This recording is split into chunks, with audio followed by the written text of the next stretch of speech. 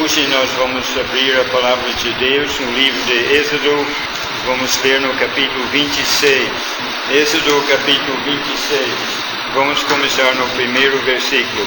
E o tabernáculo farás de 10 cortinas de linho fino torcido, e azul, e púrpura, e carmesim. Com querubins as farás de obra esmerada. O comprimento de uma cortina será de 28 côvados. Se nós lembramos que um côvado é mais ou menos meio metro, aproximadamente dará uma ideia mais ou menos dos tamanhos que estamos considerando. O comprimento de uma cortina será de 28 côvados, seria uns 14 metros, e a largura de uma cortina de 4 côvados. Todas essas cortinas serão de uma medida.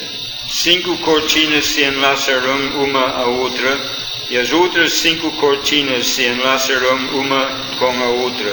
E farás laçadas de azul na ponta de uma cortina, na extremidade, na juntura.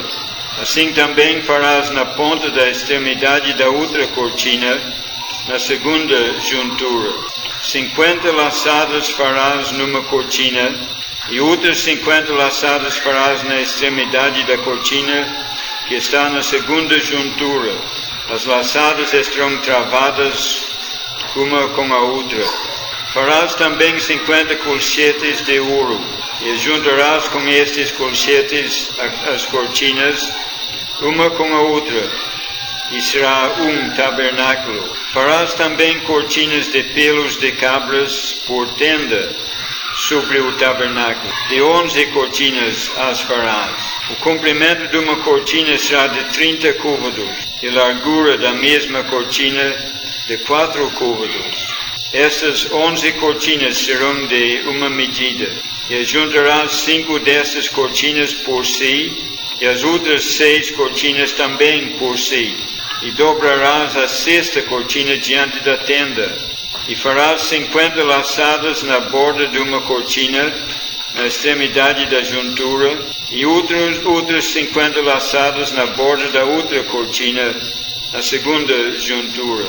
Farás também 50 colchetes de cobre, e meterás os colchetes nas laçadas, e assim ajuntarás a tenda para que seja uma. E o resto que sobejar das cortinas da tenda, a metade da cortina que sobejar, penderá sobre as costas do tabernáculo.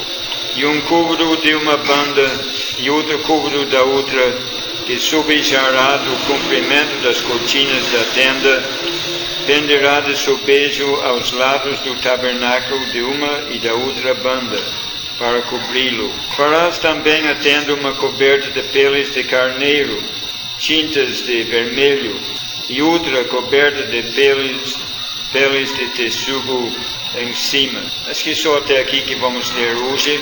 Deus há de abençoar ricamente essa leitura da sua palavra. Até agora, nesta série de estudos sobre o tabernáculo, nós temos pensado principalmente em alguns móveis que havia naquele tabernáculo. Pensamos naquela arca, também o propiciatório que estava no lugar santíssimo.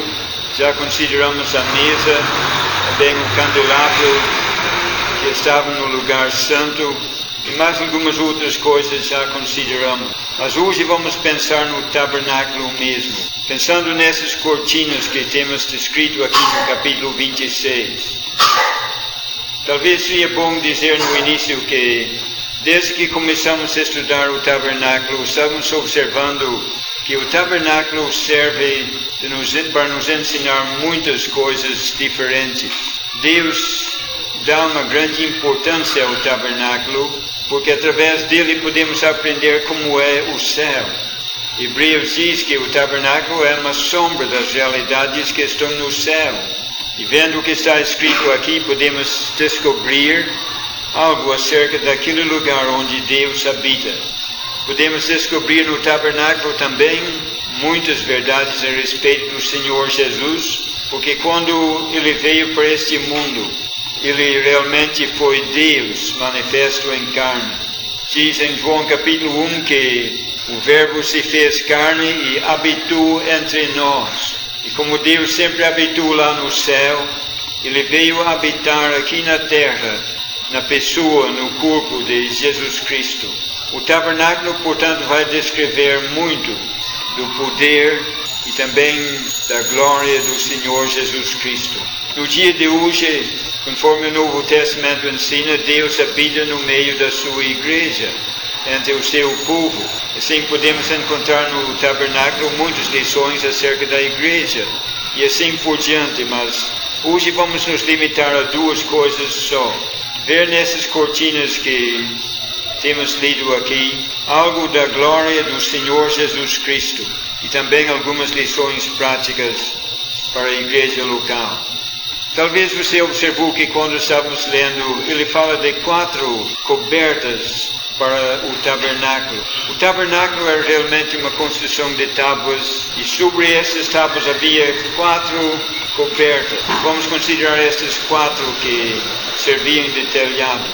Primeiro que ele descreve do versículo 1 até o versículo 6, ele chama de o tabernáculo. Este pano que cobria aquela construção é chamado de o tabernáculo. É realmente 10 cortinas unidas de forma que formasse uma cortina só, uma coberta só para cobrir aquele tabernáculo. Se você observou na leitura, ele descreveu essas cortinas como sendo de linho fino, torcido, também de azul, de púrpura e de carmesim. E nesse pano bem colorido de linho branco, azul, púrpura e carmesim, havia também desenhado querubim bordados nesta cortina. Era sem dúvida alguma uma cortina muito linda, mas o que nos interessa hoje não é a beleza daquela cortina. Embora se tivéssemos um modelo aqui para mostrar hoje, seria realmente uma cortina muito linda. Mas o que nos interessa é o significado espiritual daquela cortina que a Bíblia chama de o tabernáculo. Eu vou repetir uma coisa que já falamos diversas vezes nesta série de estudos. Para interpretar qualquer coisa no tabernáculo, para interpretar qualquer outra coisa na Bíblia, devemos deixar que a própria Bíblia interprete. Se nós vemos essa cortina de branco, azul e púrpura e carmesim, nós poderíamos imaginar muitas coisas e ter muitas ideias maravilhosas quanto às suas interpretações. Mas se queremos saber a interpretação verdadeira, temos que deixar de lado a nossa imaginação, ver o que Deus apresentou e permitir que Deus interpreta.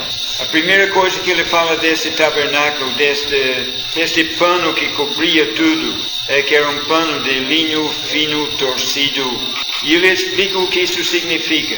Não vamos achar uma explicação no livro de Êxodo, mas quando você chega em Apocalipse capítulo 19, está quase terminando a Bíblia, ele vai mostrar o Senhor Jesus saindo do céu, voltando para essa terra, depois daquela batalha, ou para começar aquela batalha de Armagedon. Vem acompanhado pelos exércitos do céu, pela igreja. E naquele trecho que ele fala da vinda do Senhor Jesus com sua igreja, ele descreve o que antecede isso, as bodas do Cordeiro. Descreve a igreja vestido, com aquele vestido preparado especialmente para aquele dia festivo, de linho fino, branco, resplandecente. E ele explica, este linho fino representa os atos de justiça praticados aqui na terra. Então, quando consideramos essa cortina de linho fino, Deus está querendo mostrar para nós, em relação a Jesus Cristo, a sua justiça prática. Ele quer que olhemos para Jesus Cristo agora, vendo a sua vida de santidade e pureza. Lembra quando estávamos considerando os móveis do tabernáculo? Ele apresentou outros aspectos da pessoa de Jesus Cristo. Olhando para aqueles móveis que nem a arca, a mesa, o candelabro, estávamos vendo a divindade de Jesus Cristo, provas da sua divindade, e vimos também a sua humanidade. E observamos como o eterno Deus se fez homem. Aprendemos isso nos móveis do tabernáculo e aprendemos uma verdade importante que quero repetir. Deus se fez homem sem nunca deixar de ser Deus. Irmãos, isso é fundamental. E precisamos lembrar disso e defender isto. Não aconteceu uma mistura de naturezas. Quero dizer com isso que quando Jesus Cristo nasceu aqui no mundo, Ele era Deus, também era homem, mas não havia uma mistura de divindade e humanidade, formando algo que não era nem Deus nem homem, mas algo intermediário. Não aconteceu isto. Ele nunca deixou de ser Deus, nunca diminuiu o seu poder, a sua glória, continuou sendo o mesmo Deus Filho que sempre foi, porque Deus é imutável, Deus não muda. Mas o que Ele fez naquela hora do seu nascimento foi tomar sobre si a humanidade perfeita, como vamos ver daqui a pouquinho, humanidade diferente do nosso num sentido, mas uma verdadeira humanidade. De sorte que a partir do momento que Ele nasceu em Belém, Ele continuou sendo Deus, como sempre, mas a partir daquele momento era Deus e homem também. Não um Deus-homem, uma mistura de Deus e homem, mas duas naturezas distintas numa só pessoa. Algo que vai além da nossa compreensão, que não podemos explicar, mas a Bíblia assim apresenta, e embora não podemos explicar, podemos acreditar, porque Deus fala. Mas como foi esta humanidade do Senhor Jesus? Quando começamos a olhar para essas cortinas e vemos esta cortina de linho fino, a Bíblia interpreta isso como representando a sua justiça. E se olhamos para a vida do Senhor Jesus Cristo hoje, veremos à luz do Novo Testamento a justiça e a santidade daquela vida. Desde o seu nascimento, antes de nascer, foi dito: aquele santo que há de nascer será chamado Filho do Altíssimo. Santo no seu nascimento. Não como nós que nascemos como pecadores, com uma natureza pecaminosa. Ele foi concebido pelo Espírito Santo. Nasceu de uma Virgem, Maria. Não recebeu a contaminação do pecado que descendeu de Adão até nós.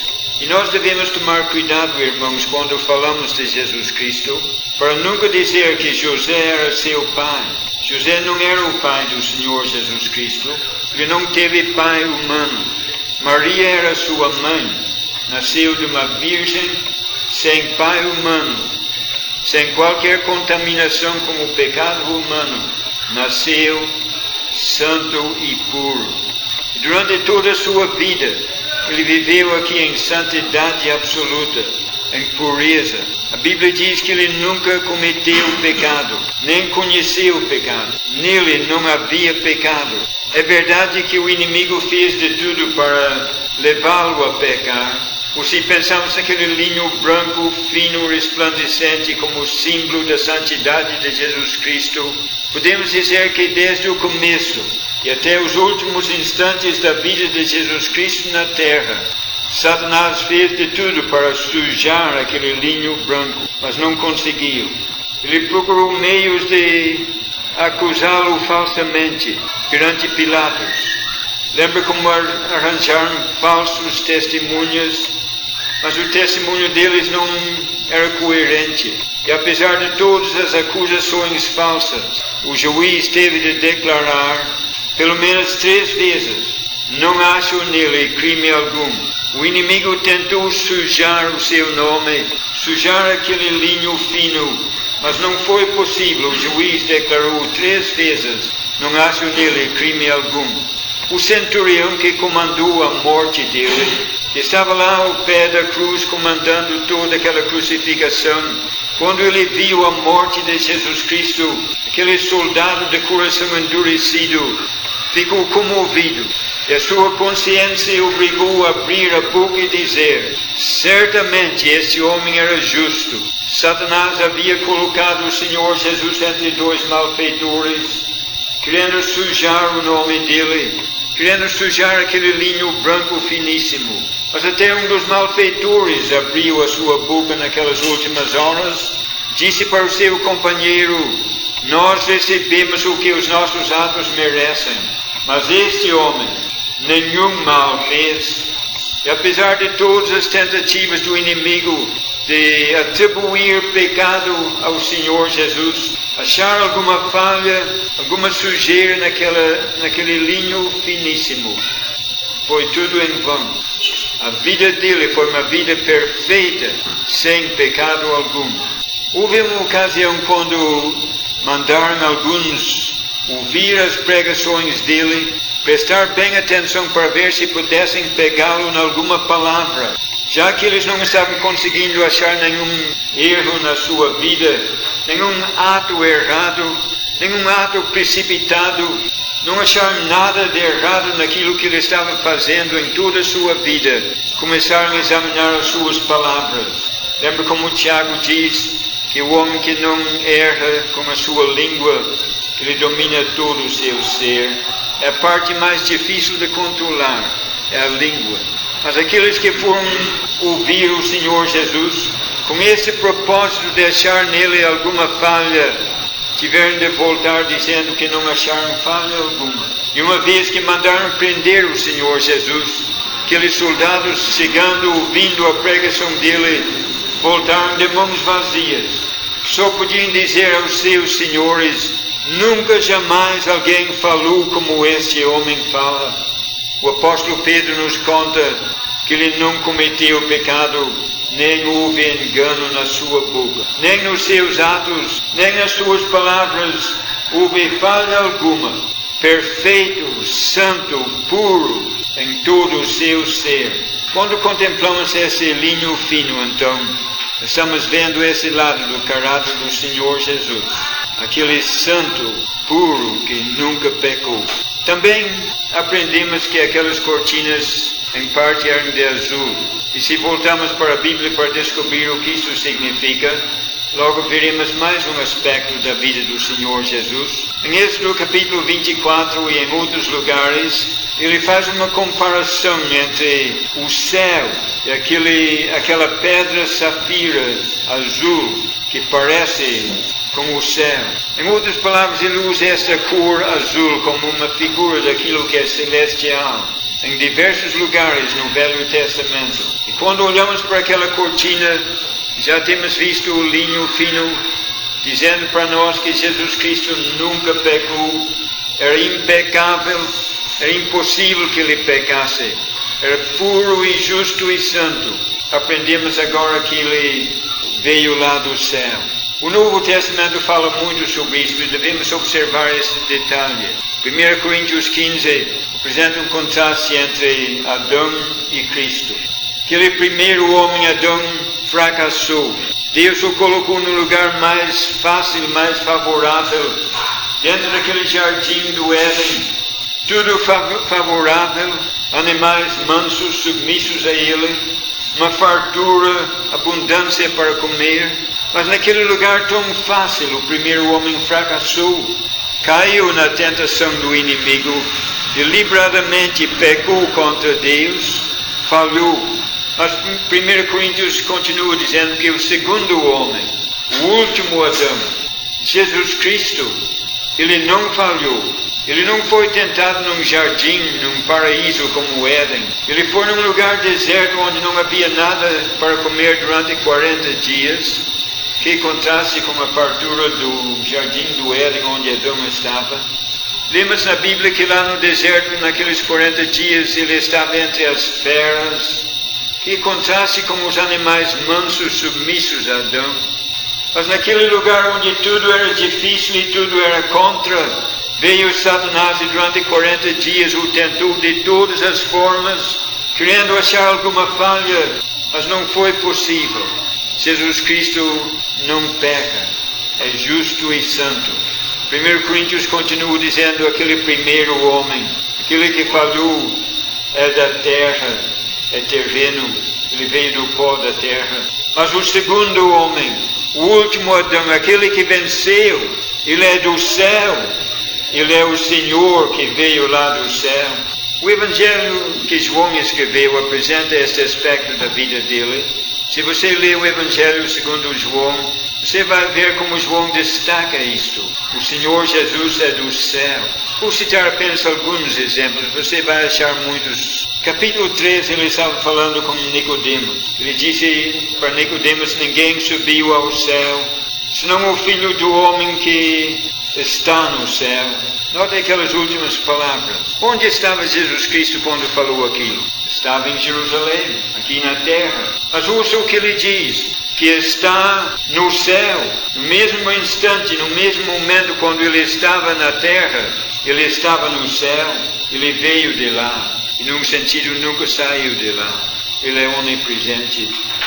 Lembra do capítulo 6, quando ele falou do maná? 3 vezes naquele capítulo 6 ele disse: eu sou o verdadeiro pão que desce do céu.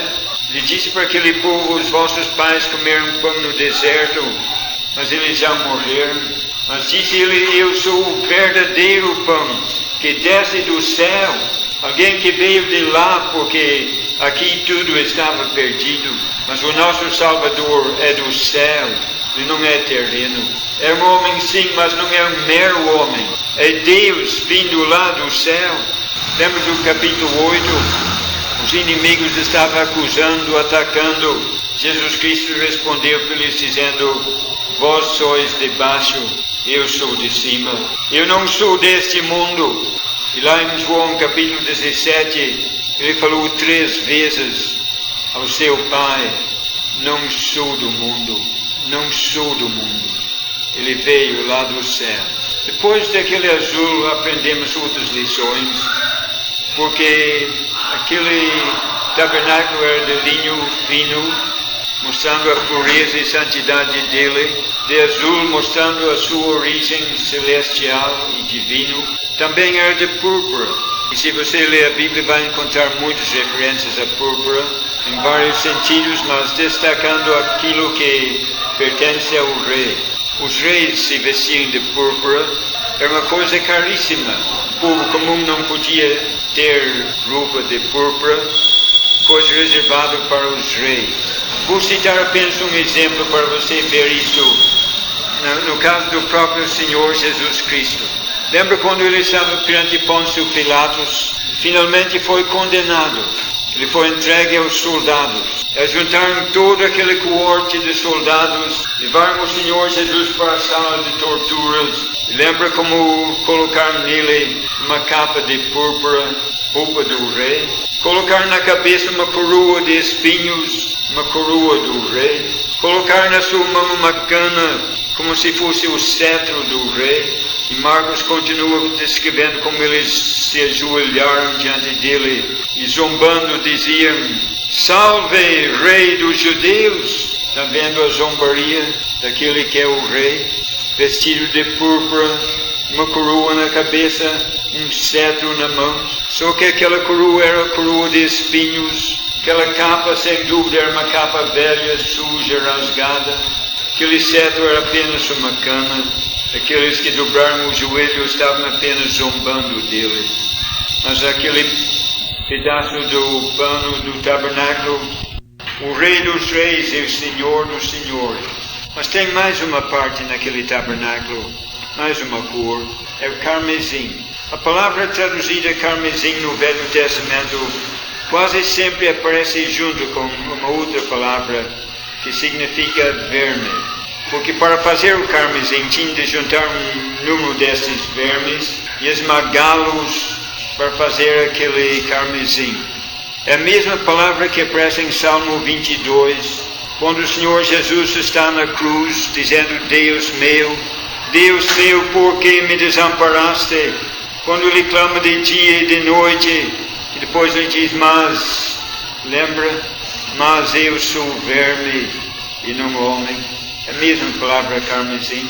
O que essa parte do tabernáculo está mostrando é que aquele que é puro, santo e justo, aquele que é do céu, o Filho de Deus, aquele que é o Rei dos Reis e Senhor dos Senhores, o Rei da Glória, um dia foi esmagado, humilhou-se a si mesmo, tornando-se obediente até a morte e morte de cruz. No carmesim vemos os sofrimentos e a morte do Senhor Jesus Cristo. Estranho, contemplando aquele tabernáculo, aquele pano que cobria todo aquele tabernáculo. Se qualquer um lá dentro olhasse para cima, era isso que via. O linho fino, o azul, o púrpura e carmesim. Podia saber que esta pessoa, prefigurada pelo tabernáculo, é uma pessoa perfeita. A única pessoa perfeita e sem pecado. Esse era o Filho de Deus que veio lá do céu. Esse é o Rei da Glória, o Rei dos Reis, o Rei do mundo inteiro.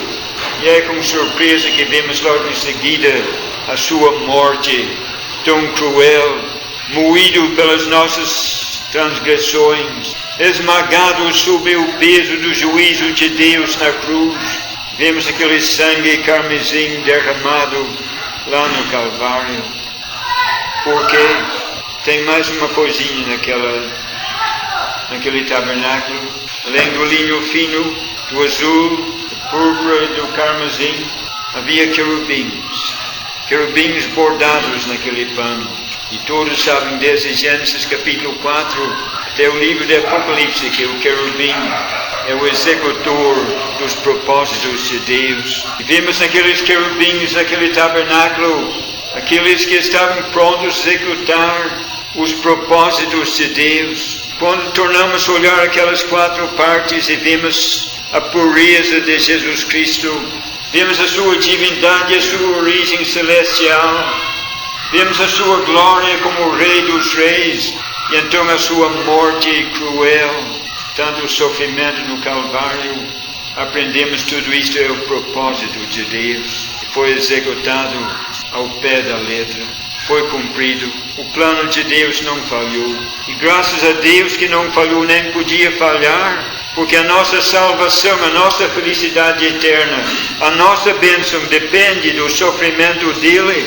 Nós nunca poderíamos pagar a nossa dívida, jamais poderíamos merecer o céu. Éramos pecadores por natureza de nascença, não éramos puros, éramos terrenos, não havia dignidade ou mérito algum em nós. Mas aquele que era tudo tão glorioso, majestoso, maravilhoso, deu-se a si mesmo por nós.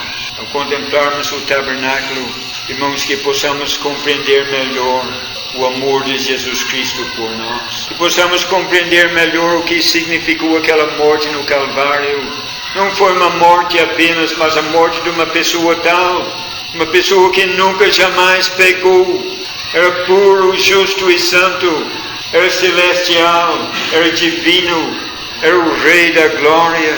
Palavras falam para descrever a dignidade e a grandeza, a honra que ele merece, mas vemos ele moído, traspassado, humilhado lá na cruz por nós. E vendo isso no tabernáculo, que possamos adorá-lo mais, não só em particular, mas quando reunimos cada primeiro dia da semana, com mais inteligência espiritual, que possamos entrar nos sofrimentos do Calvário e apreciar melhor o que nosso Senhor fez por nós. Nós mencionamos no começo que aquele tabernáculo é também uma figura da igreja local, o lugar onde Deus habita hoje. Vamos apenas mencionar isso rapidamente, porque o tempo não permite. Você pode examinar depois. Se naquele tabernáculo podíamos ver, tabernáculo mesmo, naquele pano, a santidade de Jesus Cristo, a sua origem celestial, a sua dignidade real e a sua humilhação. Vemos como Deus quer na igreja local que haja santidade e pureza. Lembra como ele diz no livro de Salmos: a santidade convém para sempre a tua casa, Senhor. A santidade convém à tua casa.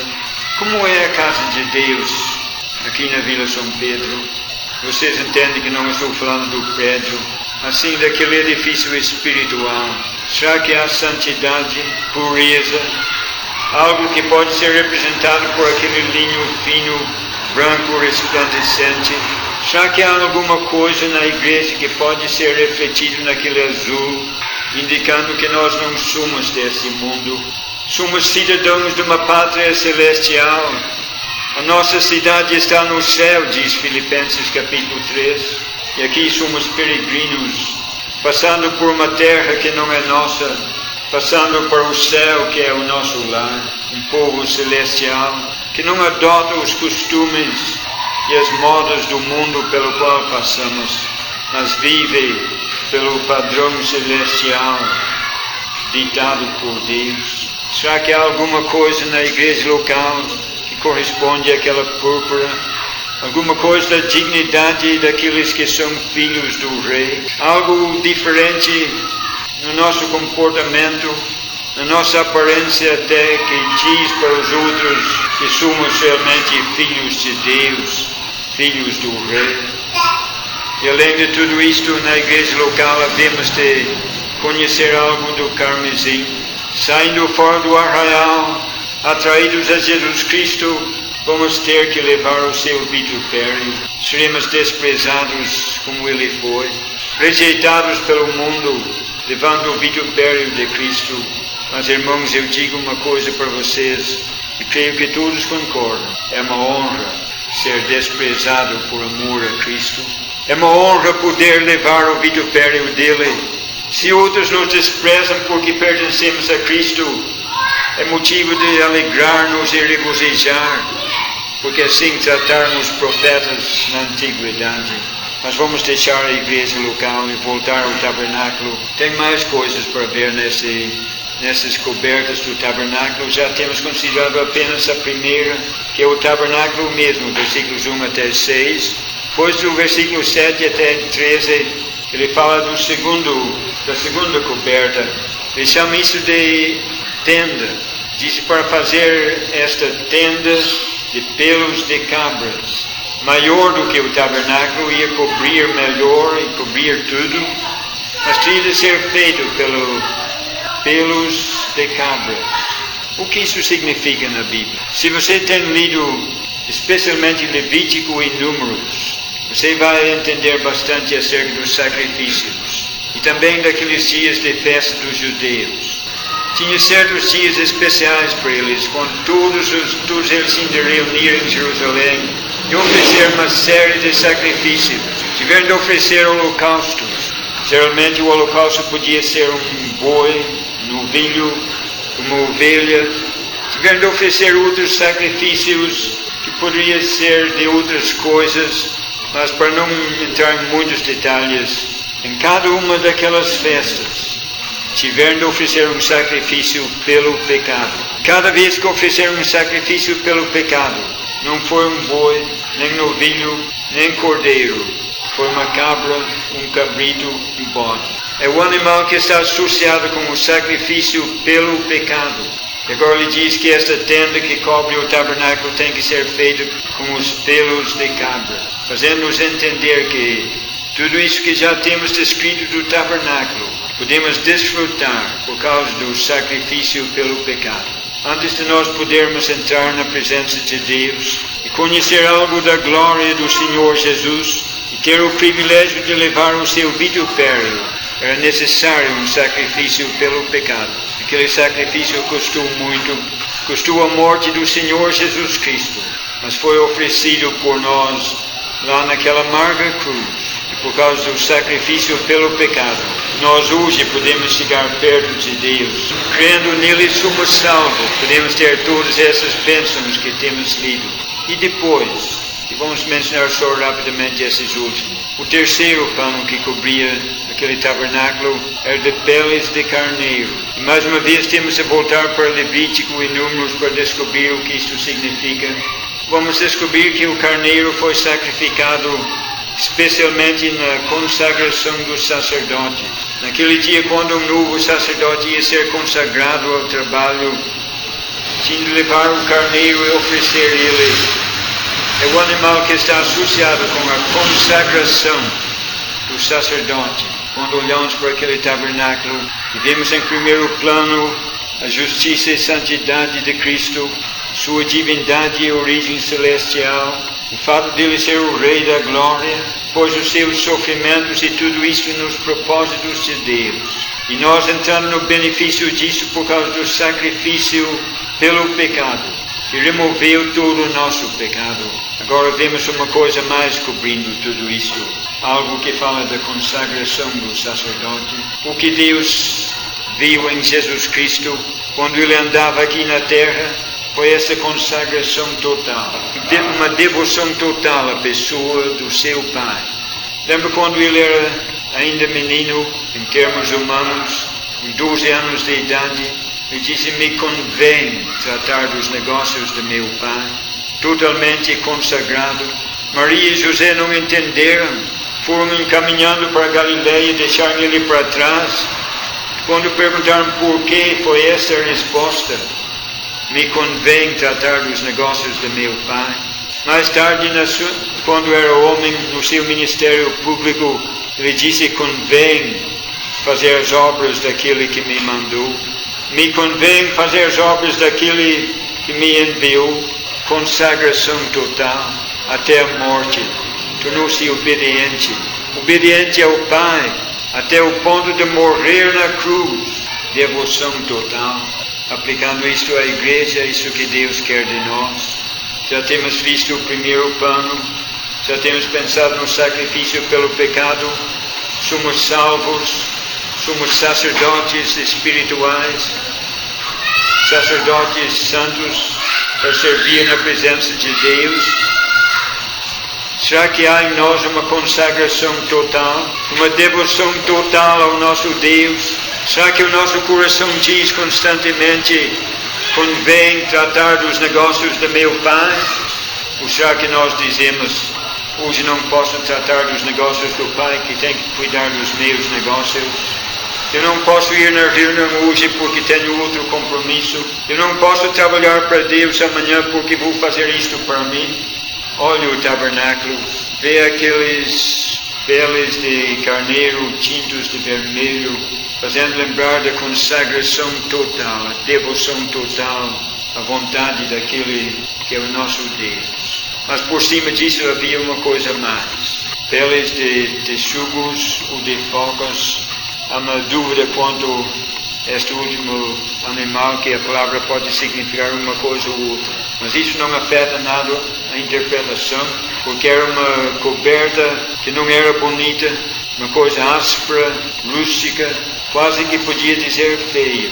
Olhando de longe, era a única coisa que o povo via. Só esta última coberta de pele de focas, de animais marinhos, que não era bonito, era uma coisa muito áspera e rústica. E não é difícil saber o que está dizendo. Olhando por fora, é o que o homem viu. E quando Jesus Cristo andou aqui na terra, Deus viu uma devoção total à vontade dEle, uma consagração plena e total. Tanto agradou ao Pai. Mas quando os homens olharam para Ele e falaram, nenhuma beleza víamos para que o desejássemos. Quando viram Ele pregando lá em Galileia, com desprezo falaram um para o outro: não é esse o carpinteiro de Nazaré? Pobre carpinteiro da cidade desprezada de Nazaré? Sabemos quem Ele é. Não havia nada para que o desejássemos. Não havia nenhuma beleza. Diz a Bíblia, era desprezado e o mais indigno entre os homens. Nesta última coberta vemos o que os homens viram de fora, mas entrando lá por dentro, vendo o que Deus vê, vemos a glória dEle, a perfeição dEle, vemos a sua consagração total ao Pai. E por terminar, podemos expressar o desejo que essa igreja seja assim também. Talvez por fora não haja nada para atrair o homem natural.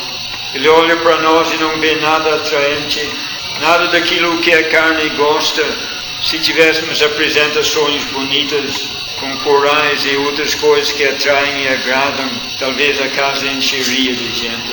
Mas o mundo, olhando para uma reunião como esta, não tem nada para atrair. Mas sabe o que eu creio de todo o coração? Embora o mundo olhe para nós e vê uma reunião como esta até com desprezo, o nosso Deus olha para cá hoje e vê a simplicidade desta reunião. E o coração de Deus se alegra. Ele vê o que está por dentro, o que o homem não vê, que só olha na parte exterior. Que nós possamos sempre cultivar aquelas coisas que agradam ao nosso Deus. A santidade e pureza na nossa vida, vivendo aqui como cidadãos do céu, verdadeiros peregrinos que nada têm a ver com as coisas da política, os costumes da terra, separados, que mostram um verdadeiro caráter de filhos do Rei da Glória. Esse mundo não tem nada para nos atrair, porque havemos de reinar um dia no reino da glória eterna, que possamos regozijar enquanto levamos o vitupério de Cristo, possamos conhecer o Salvador melhor, adorá-lo mais, servi-lo mais e dar mais alegria ao seu coração. Que assim seja. Amém.